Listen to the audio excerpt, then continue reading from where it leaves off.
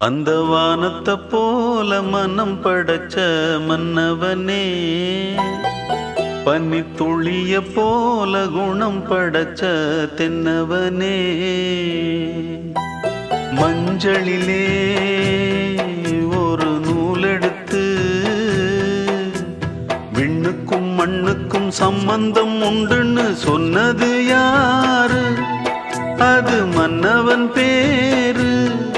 அந்த வானத்தை போல மனம் படைச்ச மன்னவனே, பனி துளிய போல குணம் படைச்ச தென்னவனே.